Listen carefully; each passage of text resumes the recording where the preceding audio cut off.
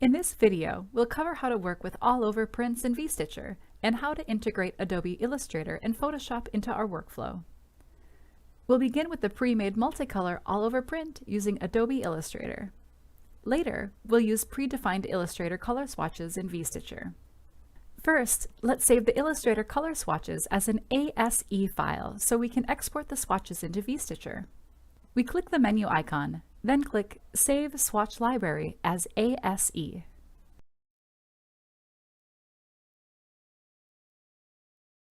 Now let's import the artwork we created.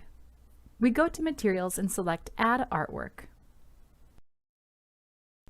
Then we go to Color Libraries, click on the plus button, and select the ASE file. We place the print on the pattern pieces by using the Assign tool, or by dragging and dropping the print on the piece. In the context view, we select All Over Print. Then, we choose Replace All, or use the Assign tool to assign the fabric manually. As designers, we want to ensure that the size of the artwork best fits the garment. In VStitcher, we can see a much clearer view of scaling an all-over print on a garment when we place it on a 3D avatar, instead of simply viewing it in 2D. First, we select the Texture tool. Then we change the print size and rotation by turning on the Gizmo tool or dragging the print inside the pattern pieces. Dragging works especially well with tartan or striped patterns.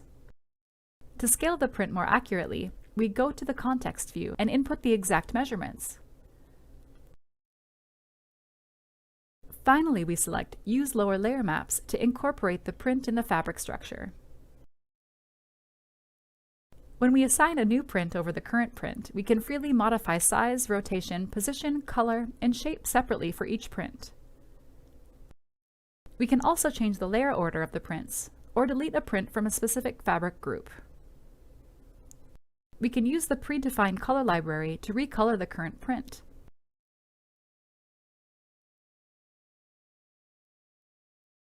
Or to create a new colorways print.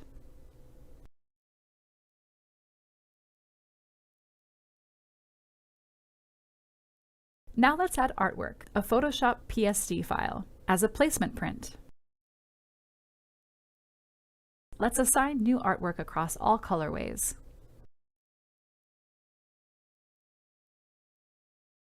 We can use all Photoshop features, including layering, masking, and other effects, and transfer them to VStitcher for editing.